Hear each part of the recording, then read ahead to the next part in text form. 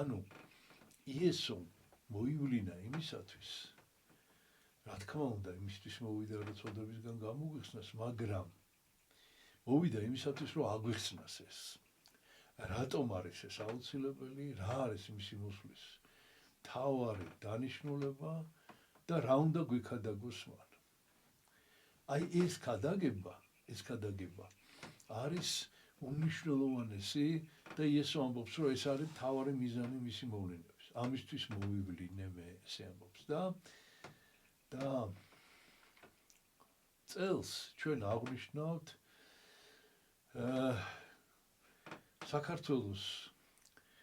საქართველოში ქრისტიანული რელიგიის გამოცხადების ოფიციალურად აღიარების 1700 წლის თავს. საქართველოს სრულიად საქართველოს გაქრისტიანების, საქართველოში ქრისტიანობა პირველი საუკუნიდან იყო ნაკადაგები, რა თქმა უნდა და რა თქმა უნდა წმინდა ნინო რო შემოვიდა საქართველოში ქრისტიანული თემები, რა თქმა უნდა იყო, მაგრამ აი საყოველთაო ესეთი ქადაგება აღასრულა წმინდა ნინომ და აი ამის 1700 წლის დღესასწაულობთ და როგორც მოგახსენეთ დღევანდელ სახარებაში ესო ამბობს, რომ წავიდეთ და ვიქადაგოთ. და ეს მოწოდება გვეხება ჩვენ დღევანდელ ქრისტიანებს. წავიდეთ და ვიქადაგოთ. ყველას უნდა უთხრათ ეს. ამისი ართქმა არის წოდვა. ამიტომ ჩვენ უნდა ვილაპარაკოთ, ჩვენ უნდა ვთქვათ. მიუხედავად იმისა, რომ შეიძლება ეს ბევრჯერ აქვთ ადამიანების გაგონილი. კიდევ არის დღევანდელ სახარებაში ერთი ადგილი, მასთან მედის კეთროვანი და თხოვს განკურნებას და განკურნებს და გადმოცემით ეს არის ეს კეთროვანი.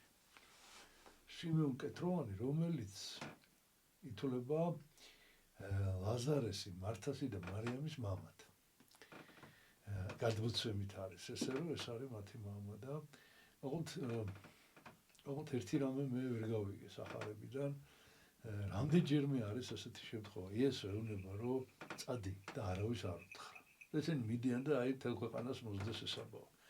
აგერ დღეს ჩვენ საუბრობთ იმაზე, რომ იესოს შემოხვდა კეთროვანი და იესომ განკურნა. რომელსაც უთხრა, რომ არავის არ უთხრა. აი როგორ არის ეს ამბავი, მე არ ვიცი. ალბათ აქვს ამასაც თავისი ახსნა.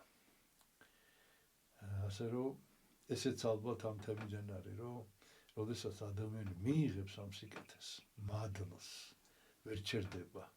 და ჩვენ ეს მადლი მიღებული გვაქვს და ჩვენც არ უნდა გავჩერდეთ და უნდა ვიქადაგოთ მთელს ქვეყანაზე.